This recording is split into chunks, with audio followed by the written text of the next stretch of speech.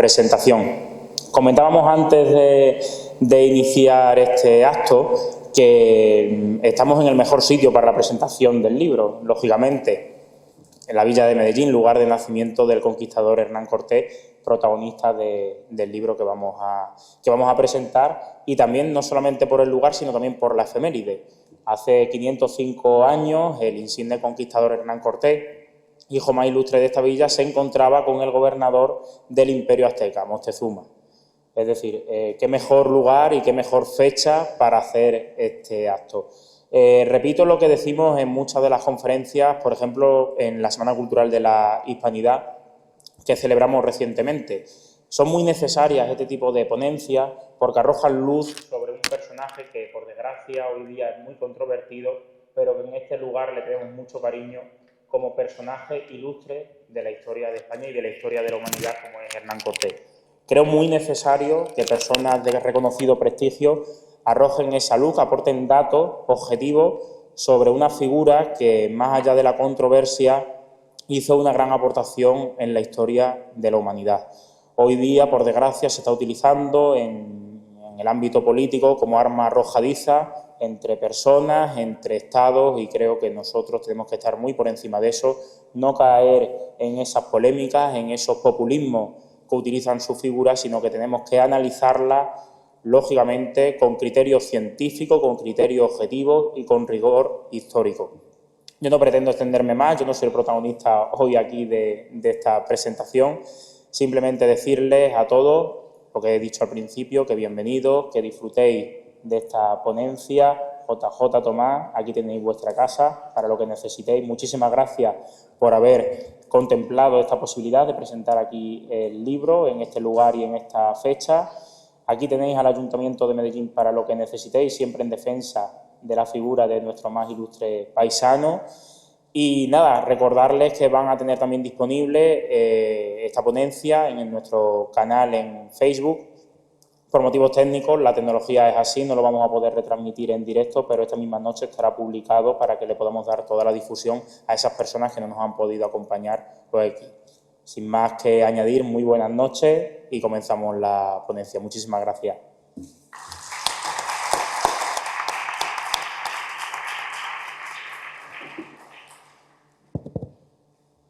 Buenas noches a todas vuestras mercedes. Gracias por acompañarnos en esta presentación del libro. Es un placer, excelentísimo señor alcalde, vecinos de Medellín, amigos, un montón de gente. Esto ha suscitado bastante interés, eso es bueno. Me empeñé, en las fechas en las que se estaba acercando para la publicación del libro, fue un empeño personal en realizar esta presentación oficial aquí en Medellín, en la cuna del conquistador. La editorial insistió muchísimo en que hiciera un gran acto primero en Madrid y tal, que es donde resido, pero me parecía que era de justicia hacerlo en la localidad de nacimiento, ¿no? Las fechas además nos han sido propicias y precisamente hoy, como contaba el señor alcalde, pues se cumplen 505 años de la entrada en paz, de la entrada invitado por Moctezuma, de la entrada de Hernán Cortés en Tenochtitlan, ¿no? Cuando le comenté a mis allegados, compañeros de la oficina, que iba a hacer la presentación del libro en Medellín, me dijeron, ¡ah, Colombia! ¡Te vas a ir a Colombia! Y tal.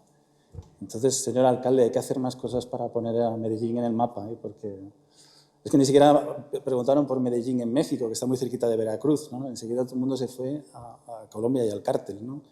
Y entonces hay que hacer más cosas, ¿eh? Yo el primero aquí he venido a hacerlo, ¿no? Dice un poco cómo es el inicio. Bueno, Tomás Mazón, perdón, que soy un bastante desagradable. Tomás Mazón es amigo mío, es ingeniero también como yo, y es el responsable de la página Ruta Elcano tanto en Twitter como en Facebook, y ha hecho una labor importantísima también por reivindicar la figura del Cano, la expedición Magallanes-Elcano, la expedición al Maluco, y ya va por el tercer libro, ¿no? Ya con toda la historia también de Gómez de Espinosa, que se quedó un poco colgado ahí en el Maluco e intentó hacer el tornaviaje, y ahora ya va por el tercer libro, que es la expedición de Loaiza, que luego les contaremos que también hay relación con Cortés. Y con Medellín incluso. Y con Medellín incluso. Y es un placer tenerte aquí. No sé si va esto, me parece que no. ¿El tuyo no? ¿Sí? Pues, Juanjo, el agradecido soy yo de estar aquí, que me hayas hecho partícipe de esta fiesta tuya de presentación de tu libro en un lugar tan insigne y en una fecha tan específica y tan fantástica, ¿no? Para recordar la entrada en Tenochtitlan. Y bueno, lo primero que quiero es darte la enhorabuena públicamente, porque he sido uno de los primeros lectores de este libro y estoy encantado. No lo he terminado, me falta un poquito ya, pero es que estoy enganchado. Y me ha gustado mucho la originalidad de leer este diario de campaña en primera persona, pero más allá de eso, lo bien escrito que está y cómo has sabido combinar el humor con el nerviosismo de Hernán Cortés, del que nos vas a hacer partícipe, de la gran tensión por la que va a vivir cada momento y en fin, nos envuelves y nos metes de una manera muy innovadora en qué pudo ser aquello, ¿no? De una manera, además, muy bien documentada como gran conocedor de las fuentes sobre Hernán Cortés. Así que creo que ha quedado un libro que gustará a todo aquel que conozca esta historia y gustará también a quien no la conozca, porque será una buena manera de aproximarse a ella, ¿no? Así que nada, eso por delante. Enhorabuena por el libro y a por él. Y bueno, pues nada, como una de las primeras cosas que yo te quería preguntar y que compartieras aquí con todo el mundo es ¿qué te ha llevado a escribirlo? Primero, ¿qué te ha llevado a convertirte en ese alter ego de Hernán Cortés? ¿Vale? Porque yo a Juanjo lo conocí, que está bien que lo sepa la gente, yo lo conocí en Trujillo, estábamos en Trujillo, mi mujer y yo comiendo, y puse una foto allí, en la Plaza Mayor, allí con la estatua ecuestre de Pizarro, ¿no? Lo puse en Twitter y saltó Hernán Cortés diciendo, que ese soy yo. Era Juanjo y a partir de ahí nos hicimos amigos, ¿no? Y bueno, pues eso, entonces, él ha estado representando a Hernán Cortés en redes sociales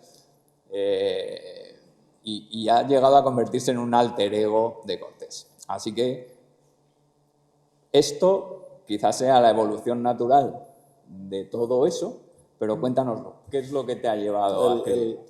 El libro tiene su origen en Twitter. El libro tiene su origen en Twitter, ¿no? Fue en el 2017. Nos mandábamos mensajitos el escritor Lorenzo Silva, de Bevilacqua y Chamorro y todos estos. Y entonces le conocí en la Feria del Libro de Madrid, en el Parque del Retiro, ¿no? Y estuvimos charlando un rato, el momento en el que te firma el libro y tal, y estuvimos hablando de las efemérides que estaban por llegar. Y entonces surgió 1521, estoy hablando del 2017, ¿no? Entonces, pues 1521. Y yo a mí me salta enseguida otro interruptor y digo, Tenochtitlán. Y dice, no, Villalar. Y digo, bueno, pues también, ¿no? O sea, todas esas cosas estaban sucediendo a la vez. Y Lutero la estaba liando en Alemania, ¿no? O sea, todos en ese momento estábamos en plena ebullición de todo eso, ¿no? Entonces, cuando salgo del parque, conocía que en Twitter había un montón de personas, había un montón de cuentas que estaban personificando de alguna manera alguna figura histórica, ¿no? Y veo que de Hernán Cortés no hay nadie representándole. Y los 4 o 5 que hay pues están contando chistes y no van a ninguna parte, ¿no? Entonces decido, en ese momento, cuando abrir la cuenta, la estoy abriendo ahí en la calle, la subcuenta esta de Hernán, y decido contar la conquista basándome en los 3 relatos que conocemos, pero llevándolo al tiempo presente, el tiempo en el que hay que tomar las decisiones con las informaciones que tienes, ¿no? Las 3... sí, cronológicamente en los días correspondientes, ¿no? Lo que conocemos es... Lo primero que conocemos de la historia de la conquista son las cartas de relación que él escribe, que son informes secretos que manda el emperador, informes tan secretos que acaban posteriormente en las imprentas de los impresores o de los libreros alemanes y se convierte eso en un bestseller, se convierte en un libro de muchísima difusión. Y luego no hay ningún otro texto más hasta que fallece Cortés y a los 5 años de su fallecimiento su confesor, Lope de Gómara, escribe una crónica de la conquista de Nueva España, porque está viendo que todas las historias que tienen los conquistadores, y la de Cortés principalmente, está cayendo en el olvido, porque los Habsburgo han decidido incluir todos esos libros y todos esos relatos en la lista de libros prohibidos por la Santa Inquisición. Entonces él arriesga y escribe la historia que le ha estado contando Cortés. Pero también cometió un error porque no se le dedica al rey. Todos los libros que escribes en ese momento se los dedicas a su majestad, a su alteza, en ese momento era el emperador todavía, sino que se la dedica al segundo marqués del Valle de Oaxaca, que es el primer hijo, el segundo Martín Cortés, que hay dos, al segundo Martín Cortés se lo dedica, y eso ya debe ser un insulto muchísimo, ¿no? Y luego, por azar del destino, todos esos libros son retirados, quemados, no se desaparecen, y cae en manos de uno de los soldados que sí ha participado con él en la conquista, que ha estado allí a pie del terreno, que es Bernal, que lo lee, y cuando lo lee dice, mira, esto no fue así, o sea, esto que me estás contando, o sea, lo que había escrito Gómara era a mayor gloria del capitán general, y Bernal se enfada muchísimo y dice, esto no ha sido así, voy a escribir la historia verdadera de la conquista de España, ¿no? Entonces fue coger esos tres en una coctelera, ver que era muy difícil guardar la cronología porque hay muy poquitas fechas, hay muy poquitos, el marco temporal sí lo conocemos, pero las fechas son muy pocas, ¿no? Los días en los que suceden las cosas es un poco confuso. Ver que todo era muy coherente lo que están diciendo los tres, con lógicas variaciones y tal, y entonces fue coger todo eso y adelantarlo a este tiempo presente y empezar a escribirlo como si fuese un diario. El hilo tuvo 3.000 tweets, 3.127 a lo largo de 3 años, desde el 18, verano del 18, verano del 21, y ese es el que pues empezó a moverse y me llevó un poco a representarlo, ¿no? Gigantesca. Pero tú has escrito, tú eso lo abordaste ya en un momento en el que tú eras un gran conocedor de la historia de Hernán Cortés. Toda esta documentación tuya te viene de época de chaval, ¿no? O sea, esa la llevas contigo puesta, ¿no? Estoy de pequeño, es que yo hice la GB y entonces y ahí nos obligaban a leer, y entonces pues recuerdo a profesores de historia, profesores de lengua que nos hicieron leer El corazón de piedra verde, Madariaga, y leíamos todas esas cosas. O sea, mi admiración por el capitán viene de muy atrás. Cuando hablo y le digo a Lorenzo Silva Tenochtitlán, es que yo ya me he leído todas estas fuentes bibliográficas y entonces enseguida me sale, ¿no?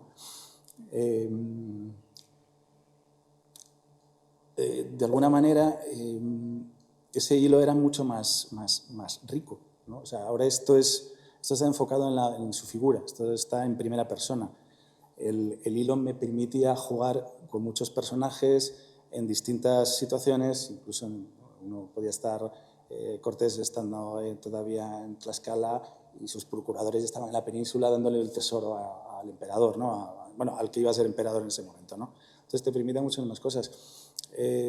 Eso sería difícil entonces, ¿no? Porque tú partirías con la idea a lo mejor de transformar en libro aquel hilo, pero te das cuenta de que no puedes. No, porque no encontraba además, no daba con la tecla. Estaba contando lo mismo que ya conocíamos, estaba refiriéndome constantemente a las fuentes bibliográficas que he mencionado antes y no aportaba nada. Entonces era cambiar todo eso, llevarlo exclusivamente a su punto de vista y además guardar exactamente la cronología y en el momento en el que está. Y a partir de ahí es un diario de campaña, es el subtítulo que tiene el libro, con sus dudas, con sus incertidumbres, Eso es. Que todos sabemos, con sus miedos. Todo el que conoce la historia sabe lo que va pasando, sabe lo que va a pasar, pero Hernán Cortés aquí no lo sabe. Entonces, esto es un valor que para mí añade el libro, ¿no? Porque le da la emoción que podría sentir Hernán Cortés en cada momento, el lector la va a sentir, ¿no? Entonces, para mí es una de las partes fundamentales de que esto tenga éxito, o sea, lo vaya a tener, ¿sabes? Porque encuentro que es una historia bien contada en ese sentido. Bueno, yo había seleccionado algún fragmento para que la gente, que habrá mucha que no lo haya leído todavía, ¿no? El libro acaba de salir, salió el otro día, ¿no? Hace 15 días, ¿no? Sí, 2 o 3 semanas ha salido. Pues vea, porque es que yo antes se lo decía, digo, joder, es que has mezclado bien el humor con... Son muchas las sensaciones, ¿no? Y lo hace muy bien. Yo, por ejemplo, del principio, de cuando partís, cuando partís pronto, Alvarado me ha contado la gran riqueza de Yucatán, del mucho oro que ha rescatado allá y traído a Velázquez, y que Grijalva es un flojo, que no se ha atrevido a poblar, porque ocasión la ha habido. Venía Alvarado de haber explorado aquello con Grijalva, pero Grijalva no se había atrevido, efectivamente, a pasar a tierra firme y a poblar, ¿no? Se había vuelto. Y Alvarado está criticando a Grijalva, pero eso de llamarle flojo, evidentemente, en las fuentes originales no es. Eso ya es cosecha de Juanjo, ¿no? Pero son detalles como este los que... No, pero se hace una consulta Cortés con los que han participado en esa segunda expedición, y entonces les pregunta qué es lo que ha hecho falta para que esa segunda expedición hubiera tenido éxito. Y dice, pues un capitán que hubiera tenido las cosas en su sitio. Entonces, bueno, una licencia para llamarle flojo. Exacto, ¿no? Exacto. Sí, bueno, es que lo primero que uno tiene es la sensación de verosimilitud, de certeza de todo lo que uno lee. O sea, eso es lo principal, ¿no? De que uno está leyendo la historia auténtica. Estamos en Medellín. Este fragmento queda muy bonito también. La mayor sorpresa cuando llega Cortés a la isla de Trinidad, ¿no? Dice, la mayor sorpresa ha sido la llegada desde Santi Spíritus de dos paisanos míos de Medellín, Gonzalo de Sandoval, veterano de la conquista de la Fernandina, y Alonso Hernández Portocarrero, primo del señor. El primo del conde el dueño del castillo. Gonzalo, la calle de Gonzalo de Sandoval está aquí mismo, ¿no? Yo qué sé. Hay fragmentos que son citas textuales de la fuente, ¿vale? Por ejemplo, aquí estamos con una carta de relación que también aporta un bonito valor al lector, ¿no? Y aquí sí que estás leyendo el auténtico Cortés y te das cuenta de lo difícil que es discernir entre el auténtico y el moderno, ¿eh? Porque lees el auténtico y dices, joder, que no noto la diferencia. Id contentos y alegres, arengaba a su gente, y haced igual el suceso que el comienzo, cuando ya se iban a lanzar. Incluido un documento que creo que es importante en el libro, que son las capitulaciones que él firma con el gobernador de Cuba, que todo el mundo ha pasado de puntillas por encima de ella, ¿no? De manera que el conocimiento que tenemos de Hernán Cortés al final se resume, pues le preguntas a la gente en general, tiene 5, ¿no? Partió rebelde de Cuba, mató a Moctezuma, mató a su mujer Catalina, quemó los barcos, es un genocida, es un ladrón, ¿no? Entonces, me pareció interesante que el lector pudiera leer las 30 instrucciones que recibió de Velázquez. Vemos que las capitulaciones eran las instrucciones, el contrato que se firmaba con la corona para poder hacer una conquista en su nombre, ¿no? Es la misión para la que eres conferido, qué autoridad llevas y cuál es el premio que te puedes llevar, ¿no? Y entonces quise poner las 30 para demostrar que él las cumple escrupulosamente. Sí, que es lo primero que se le echa en cara, es que es un rebelde. No, él las ha cumplido escrupulosamente. Hasta un determinado momento en el que decide utilizar un subterfugio jurídico para partir peras con Velázquez, pero hasta ese mismo momento él ha cumplido exactamente con las instrucciones recibidas, ¿no? Y me parecía importantísimo que la gente las conociera, porque ya te digo que son de las cosas que se es un buen aporte del libro, que efectivamente vienen las 30 instrucciones, además comentadas cada una por ese Hernán Cortés, ¿no? Porque las está negociando. Eso es. Porque está en una mesa y están negociando esas condiciones. Bueno, negociando entre comillas, ¿no? Y luego se comprende muy bien esto de que cumple los objetivos, ¿no? Cumple con las capitulaciones, ¿no? Cuando llega ya a tierra firme y llega un momento en el que dice, bueno, ya hemos cumplido lo que teníamos mandado, yo me vuelvo. Eso lo expresas así. Y entonces es la gente la que dice, no, ¿cómo nos vamos a volver ahora, no? Es una buena manera, una manera muy inteligente de ganarse a su gente. Ahora que estamos aquí, ¿cómo vamos a volvernos? Pues eso, esa personalidad de Hernán Cortés, que sabe muy bien ganarse a los suyos propios y lo va a trasladar eso también a la gente, a los indios de allí, ¿no? Es también todas esas complejidades se van comprendiendo muy bien en el libro. Esa es una parte también muy interesante, ¿no? Como, pues bueno, hay un montón de momentos clave, evidentemente, cuando conoce a doña Marina, cuando, en fin, el libro está plagado de esas incertidumbres, esos engaños, voy a decir una cosa cuando lo que quiero es la contraria, ¿no? Esa estrategia siempre en la manera de ser de Hernán Cortés que nunca perdí. Sí, sí. Yo no hubiera jugado al mus con él nunca, ¿eh? Por cierto, no hemos hecho... me hubiera gustado comenzar todo esto con los agradecimientos, porque es de buen nacido ser agradecido, ¿no? Y primero a Dios y a la familia tan fantástica que tengo por aquí representantes, y luego a todos los amigos que me han arropado para sacar este proyecto adelante, ¿no? Este libro. Porque cuando ese hilo del que he hablado de Twitter, ese se quedó ahí en el limbo electrónico y cayó en manos de Alberto Gil Ibáñez, es otro escritor, es doctor en Historia, doctor en Derecho, y fue el que me insistió muchísimo, esto lo tienes que hacer en un libro, esto lo tienes que convertir en un libro, no sé, hasta que me presentó a la gente de Almuzara, la gente de Secote, que están por ahí sentados, y entonces ya nos pusimos de acuerdo y lo empezamos a escribir. Alberto me ha hecho el terrible favor también, tremendo favor de escribir el prólogo. El libro está prologado por él. Esteban Miracaballos, que también ha estado por esta mesa y ha estado en alguna de las jornadas, ¿no?, de Hernán Cortés, ¿no, Tomás? El doctor en Historia, pues también muy cariñoso, me mandó un párrafo que es una especie de anterior al prólogo, ¿no? La pintora que tenemos aquí, Vanessa Andrés, por favor, ponte de pie, señora artista, por favor, póngase de pie. Pero es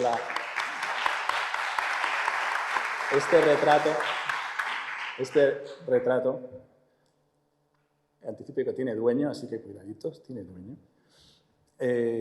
Pues es parte de un tríptico que yo le pedí, ella se ofreció, todo esto. Y es de 3 figuras porque está en la contraportada. Si tienen por ahí algún ejemplar, es en la contraportada. Está Cortés, está Malinchín y está Moctezuma. Al pobre Moctezuma le han tapado el pectoral con el código de barras, lo siento. Y fue una pelea que tuve porque para mí esa era la portada. Lo sabes, Vanessa, de corazón, que esa era la portada y, bueno, cosas de la editorial que lo han mandado a la parte de atrás, ¿no? Y ya que a la pobrecita lo mandaban a la contraportada, pues qué mejor que llevar en la portada pues el cuadro de Dalmau, de Ferrer Dalmau, que representa precisamente un día como hoy. O sea, en ese momento está entrando Hernán Cortés en paz en Tenochtitlán, invitado por el emperador, ¿no? Y luego ya que me acompañase a Tomás le liase para hacer esta presentación del libro, pues, o sea, me encuentro abrumado, rodeado, mimado, así que encantado de estar aquí. Pues, es un sueño esto, hay un montón de gente. Has hecho referencia a ese día de la entrada en Tenochtitlan y lo tengo aquí marcado, una de mis marcas en el libro es de eso, ¿no?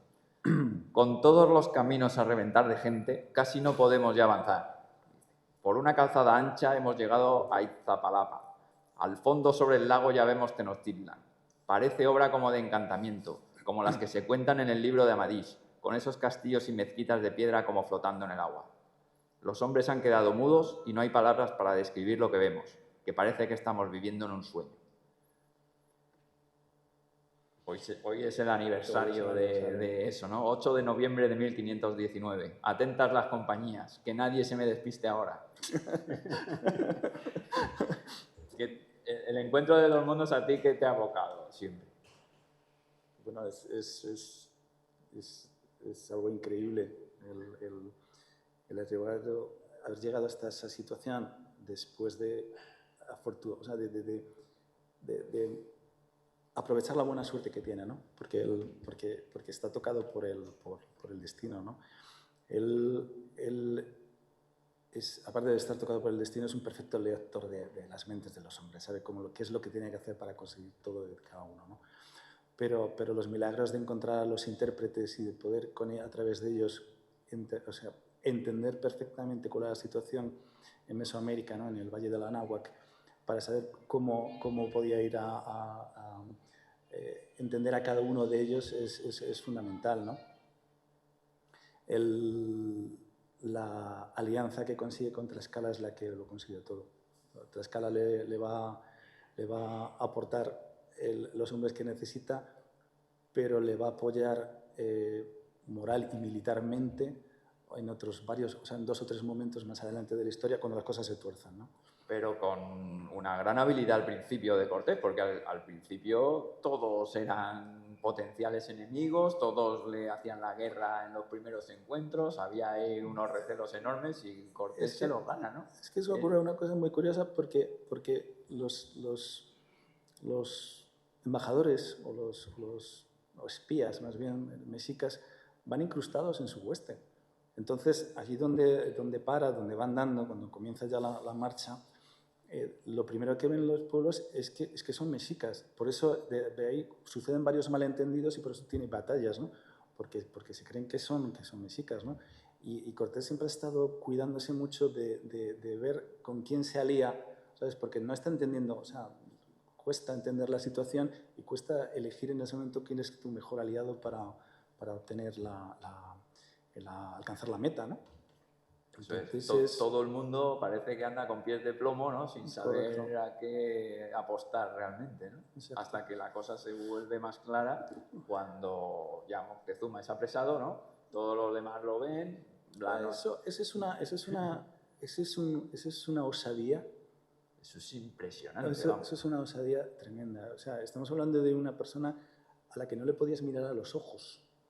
O sea, todo el mundo iba inclinado, ¿no? Con la proquinepsis esta, ¿no? Para no entrar, iban limpiando el terreno y tal. Y en un momento determinado, cuando ya llevan una semana, apenas llevan una semana en la ciudad, y en algunos cuales de los días no les han hecho ni caso. O sea, les han dejado ya hasta ahí y no les hacen ni caso. Y los españoles no entienden nada. Pero ya observan la posición, la débil posición que representa la residencia dentro de la ciudad, y entonces son sus capitanes los que dicen, pues le tomamos preso. Tomamos preso como se han utilizado los presos, como se han utilizado las prendas aquí, en las guerras de Alejandro, y aquí durante la Reconquista, o sea, había prendas y había familiares que se ponían en prenda precisamente para evitar el conflicto, ¿no? Entonces, pues lo cogemos y entonces es un seguro de vida en nuestro escudo humano, ¿sabes?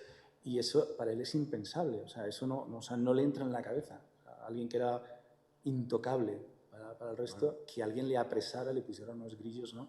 Y le llevase detenido a tanto es así palacio, que ¿no? ofrece incluso que se lleven a sus hijos los españoles, ¿no? Sí. El caso es que si se suman luego, o sea, no va solo. Al final hay muchos familiares que le acompañan a esa... Pero efectivamente, eso es uno de los puntos increíbles de esta historia. A mí hay otro punto que siempre me ha causado, lo de los bergantines. Cuando ya se va a hacer la toma de Tenochtitlan y la construcción de esos bergantines sin trasladar los 100 kilómetros, eso ya no es solo de un tipo, de un buen estratega militar, eso ya trasciende, es otra cosa, ¿no? Y la cantidad de gente que acudía desde todas partes para apoyar a los españoles en ese momento. Para mí eso es cuando se han retirado, yo me resisto a llamarlo la noche triste, me resisto a llamarlo derrota. Para mí es una retirada estratégica. Eso no es una derrota, eso fue una retirada, una evacuación, la noche de la evacuación, ¿no? Cuando es golpeado y luego sobrevive también de manera milagrosa los pocos supervivientes a lo que es la batalla de Otumba. Ahí es uno de los momentos en los que Tlaxcala le apoya a muerte y es fiel a los pactos que habían alcanzado y al vasallaje que tenía, ¿no? Porque en ese momento los podían haber laminado. O sea, en ese momento se acaba la conquista. Si Tlaxcala no cumple su palabra, ahí se acabó todo, ¿no? Pero en ese momento él ya tiene determinado, ya sabe exactamente cómo va a volver, porque de los primeros que pregunta cuando han salido de la ciudad es por el carpintero de Rivera. O sea, dice, ¿está aquí? Sí, pues nada nos falta. O sea, él ya tiene una idea de cómo va a regresar, ¿no? Y sabe que tiene que hacer una operación mixta, una operación anfibia, por así decirlo, en el que copia la ciudad tanto por el lago como por las calzadas, ¿no? Y la idea de construir estos 13 bergantines en Tlaxcala, en la seguridad de Tlaxcala, ¿no? Al otro lado de los volcanes, ¿sabes? Y desde allí, o sea, y probarlos en un río, desmontarlos, trasladarlos desmontados para montarlos en Texcoco, que todavía no ha sido tomada Texcoco, pero ya piensa que es donde va a hacer el puerto, y allí construir un puerto fluvial, por así decirlo, a 400 metros también del lago para que las flechas no se los quemen, ¿no? Y volverlos a montar ahí para iniciar el salto es tremendo. Y es parte del reciclaje, por cierto, inventa el reciclaje, porque los bergantines utilizan partes de las naves que todo el mundo cree que se quemaron. Cuando quemó las naves no las quemó nunca, las desmontó, las varó, les quitó todos los hierros y les quitó los instrumentos de navegación. Pero esos barcos les sirven de modelo, todas esas cuadernas les sirven de modelo para hacer esos bergantines. O sea, que ya estaba pensando también en darle la segunda oportunidad. En el reciclaje. ¿Y no te ha dado pena acabarlo? Porque acaba... Alivio. El libro concluye con ya la toma, ¿no? Pero claro, la conquista sigue. La conquista sigue y la vida de Hernán es apasionante. O sea, es un rabo de lagartija, no para nunca. O sea, esto para él, que esto ya hubiera culminado la obra vital de cualquiera de nosotros, esto es un episodio. O sea, él no para nunca. Es brutal. Y es esto, y es perseguir después, bueno, es controlar todos los recursos del Imperio Mexica, pero es perseguir después a Cristóbal de Olid cuando le quiere hacer la misma jugada que él ha hecho a Diego de Velázquez y se va a las Igueras y casi se muere yendo camino de Honduras. Es la exploración de California, el Mar de Cortés, las 4 o 5 expediciones que hace él. Esa es una parte que a mí me ha fascinado siempre, ¿no? Es cuando recibe la orden del emperador Carlos de acudir en el rescate de Loaiza, que ha ido a su vez a rescatar a Espinosa. De la primera vuelta al mundo. En ese momento ya tenía unas atarazanas y Pedro de Alvarado ya tenía unas atarazanas ahí en Zihuatanejo, porque él está pensando ya de qué manera llegar al Maluco y cómo llegar, y él está buscando el paso a la Mar del Sur. Están buscando constantemente el estrecho que no existe, que construyeron después los americanos en Panamá. Pero está buscando siempre la eso. La búsqueda del estrecho, sí. Este Hernán al principio podía ser Hernando de Magallanes, ¿no? Podía porque ser. También van a buscar ese estrecho, a buscar el paso de lo primero. Entonces, cuando le llega la instrucción de Carlos y le dice, oye, vete a ayudar a Loaiza, y dice, bueno, si los barcos los tengo ya hechos y tal. O sea, él ya está pensando. Y las instrucciones que le da un primo suyo, Álvaro de Saavedra, primo suyo que debería, si no era de Medellín, le tenía que faltar muy poquito. Le salieron primos por todos lados. Una vez que conquistó, le salieron primos por familia, por todas partes. Pero le da unas instrucciones y unas cartas como embajador de Nueva España a Álvaro Saavedra Cerón, para que hable con los caciques ahí de Tidores y de todo esto, Maluco. Y le da instrucciones para traerse las especias. Es que es acojonante, perdón. Es que no solamente es voy a cerrar el negocio y voy a navegar, o sea, voy a hacer lo que mucho más adelante va a ser el tornaviaje, ¿no? Voy a cerrar el Pacífico, sino vamos a ver si podemos traernos las especias de Maluco y las plantamos aquí en México. O sea, él es como un jugador de ajedrez, va 3 o 4 jugadas por delante siempre. Sí, eso es. Y ya cuando regresa a la península ya se mete en alta política y le está diciendo a Carlos, no te vayas contra los piratas de Argel, que no es el momento, que no es el otro. O sea, es que está en todo. Bueno, pues ya sabes lo que tienes que hacer tú, ¿eh? Continuar, ¿no? Bueno, si tienen ustedes también cualquier pregunta o cualquier comentario que hacerle... Tomás estará dispuesto a contestarlo. Sí. A ver, yo tengo una hipótesis, solamente hipótesis, porque no hay documentación, pero Juan José, que ha trabajado a los principales cronistas, puede decir qué apoyo puede tener esa hipótesis. La hipótesis de que hay en Medellín, en la isla de Cebú, llevaba para el jefe de la isla de Cebú, llevaba una carta con esa expedición. De la que hemos estado hablando. Sí.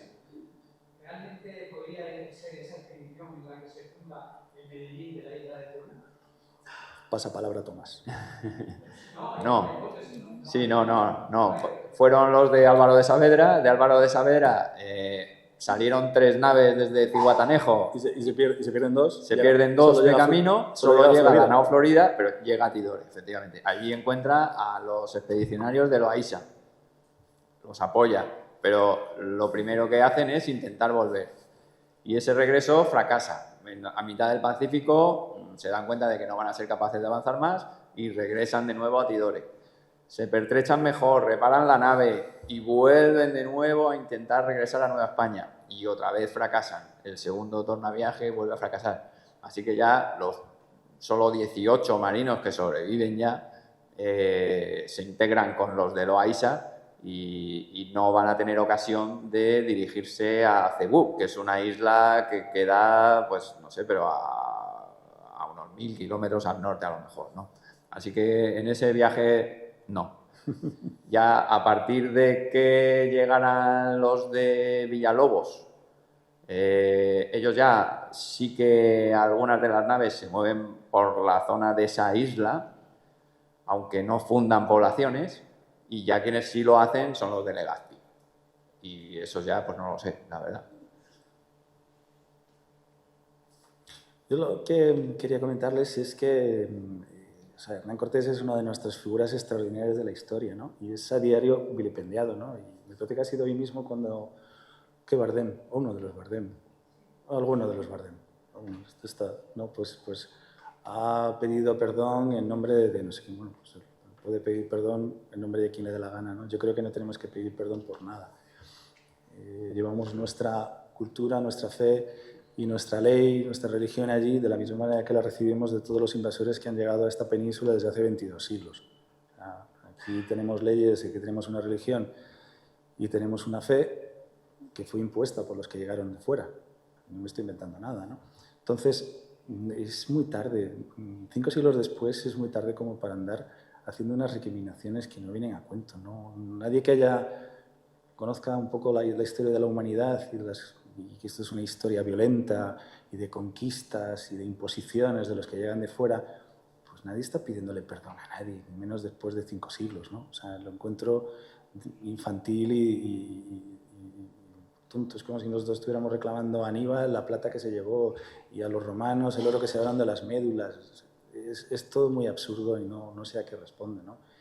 No termino de comprenderlo muy bien, ¿no? Si España a estas alturas, ojalá, tomo madera, fuera un principal actor en el escenario internacional, pues entendería que todavía estuvieran metiéndose con nosotros por intención de erosionarnos, ¿no? Pero a estas alturas de partido, que somos, no sé, segunda fila, vamos a dejarlo en segunda fila. Vamos a dejarlo en segunda fila. Pero bueno, por eso un libro como este, nosotros, ¿no? Un libro como este aspira a cumplir un papel dentro de este contexto, ¿no? El libro aspira el libro aspira a dar a conocer, porque los textos que hemos estado hablando antes, o las fuentes bibliográficas, nadie las ha leído. O sea, seamos honrados, nadie las ha leído. Entonces, para el que no los haya leído, en el libro encuentra un fenomenal resumen de estos 3 años de conquista y va a entender cuál es la cronología de todo y qué son las cosas que sucedieron, ¿no?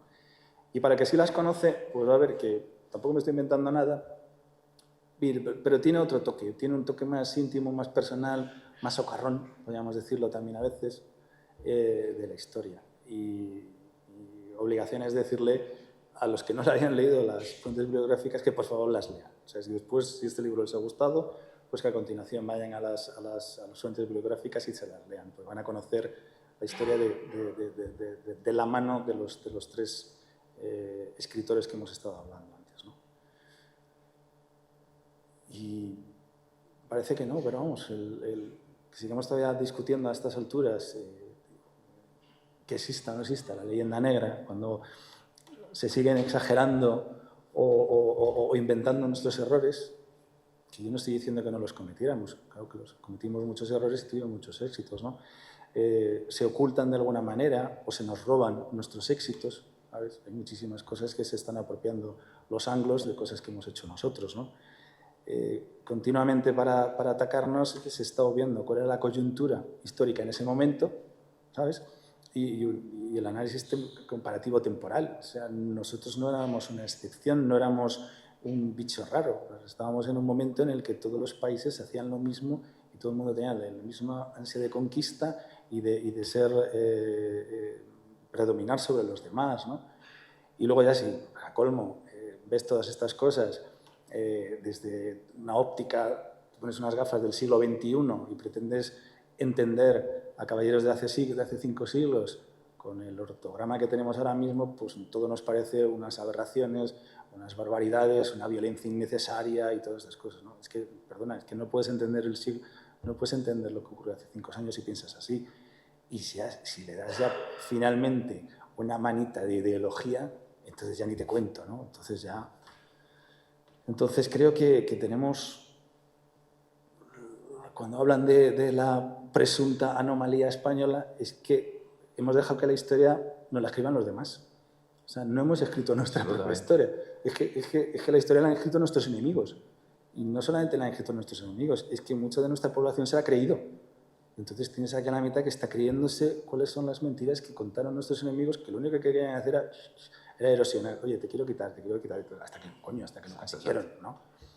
Sí, hasta el punto que a una figura tan relevante como Hernán Cortés no solo toque reivindicarla, sino simplemente darla a conocer. Pues ese es lo que me ha motivado a hacer esta obra. Una humilde aportación. Humilde, bien resuelta y muy bien hecha. Bueno, pues les invito a comentar cualquier cosa que tengan. Y si no, Juanjo, no sé si te queda algo ahí en el tintero. Sí.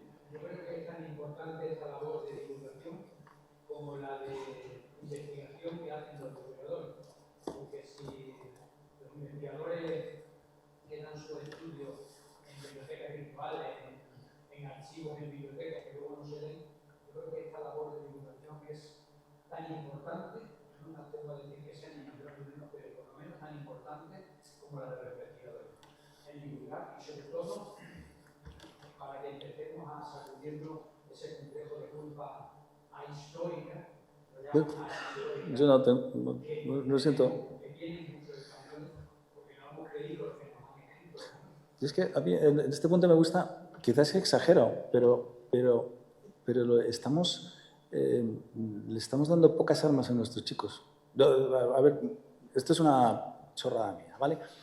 Pero de todos los países de nuestro entorno, todos también se basan en mitos nacionalistas que les llenan de orgullo. O sea, tú le preguntas a un francés y tendrá el suyo, Juana d'Arco, todas estas historias. Si le preguntas a un alemán y a un suizo será Guillermo Tell, todas esas historias.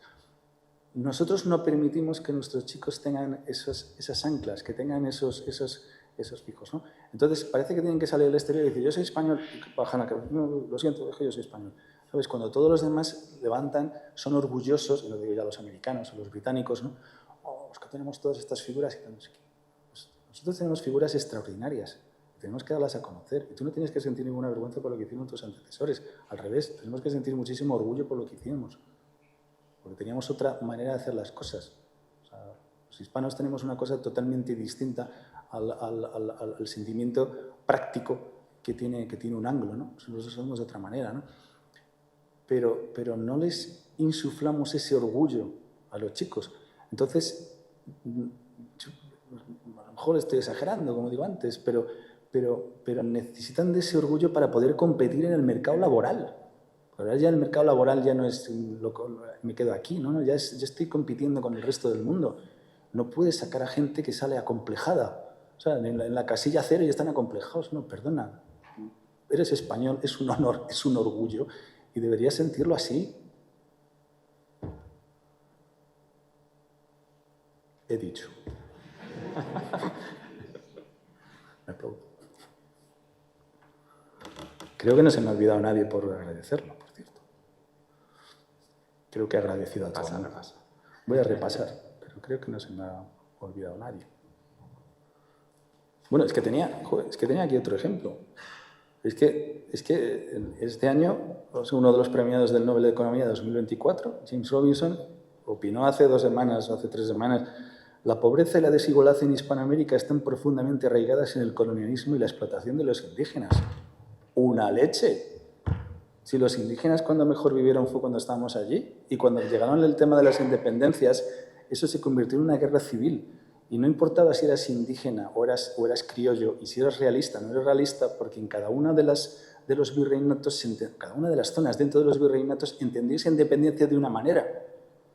No por ser indigenista era realista o no realista. O sea, en cada zona se manejó. Y para esto fueron geniales los británicos, que estaban ahí metiendo la uñita y estaban haciendo hasta que los tres virreinatos, que tengo 4 ya teníamos en ese momento, todos esos se descompusieron en 21 repúblicas, a mayor beneficio suyo.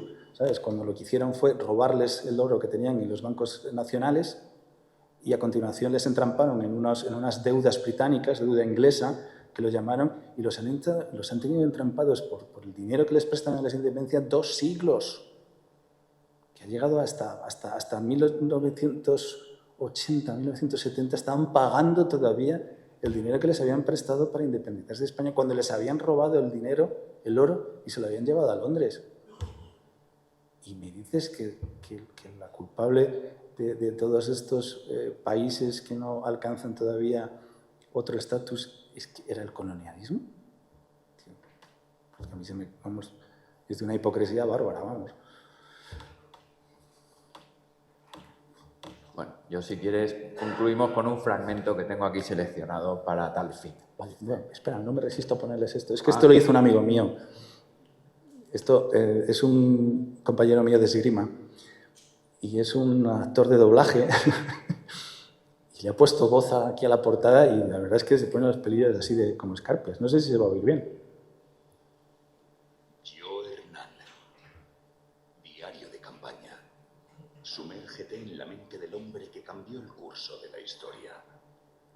Yo, Hernán, te transporta al corazón del siglo XVI, donde las ambiciones de un imperio y el destino del nuevo mundo colisionan en la figura de Hernán Cortés. La voz del conquistador renace. No pelea en número, sino en ánimo. No vencen los muchos, sino los valientes.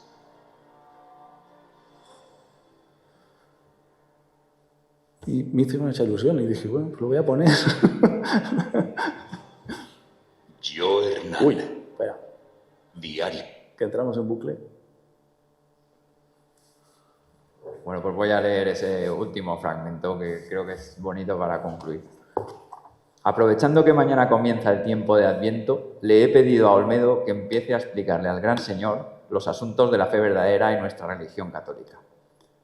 Mi señor Moctezuma, hoy para los cristianos comienza el Adviento, periodo que abarca los 4 domingos antes de Navidad, que nos prepara espiritualmente para la celebración del nacimiento del Hijo de Dios. Es tiempo de oración, reflexión, arrepentimiento, perdón y alegría. Estas palabras me han transportado a mi corto periodo como monaguillo en Medellín y he tenido que excusarme cuando el recuerdo ya amenazaba con cerrarme la garganta. Eso fue así. Fue monaguillo aquí en Medellín, era hijo único, era de carácter enfermizo y aquí pues intentó ser monaguillo, intentó entrar al servicio del castillo, le rechazaron por eso y bueno, pues era un poco revolera y la familia le mandó a Salamanca que estudiara leyes. No acabó la carrera, no hizo allí el bachiller de leyes, pero pues no sé, Dios le estaba reservando para mayores tareas. Gracias a él. Cuando regresó aquí, todavía estaba dudando si iba a las guerras de Italia, a las guerras de Nápoles. Hubiera llegado todavía a Ceriñola, me parece que hubiera llegado a tiempo de combatir en Ceriñola. Y al final optó por las Indias. Y yo creo que todos hemos salido ganando. Sin duda.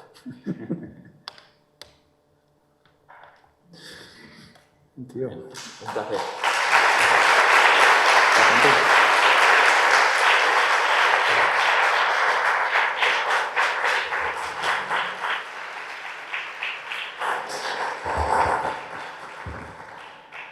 Muchísimas gracias. La verdad es que ha sido una presentación muy amena, muy dinámica. Seguro que hablo en nombre de todos si digo que hemos quedado encantados por las anécdotas, por las curiosidades del libro, al que lógicamente animo a todo el mundo a adquirir.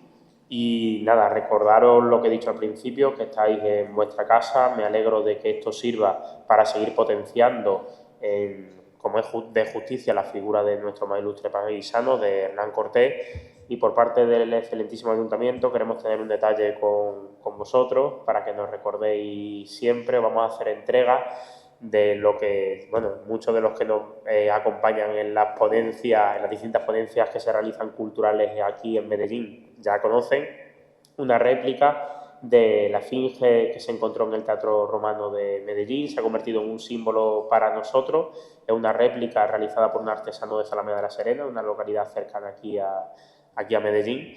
Y bueno, se situaba en la parte inferior de la cávea, en la proedria, y era el lugar donde se sentaban los magistrados y las distintas personalidades que visitaban las obras teatrales. Así que os vamos a hacer entrega de esa réplica.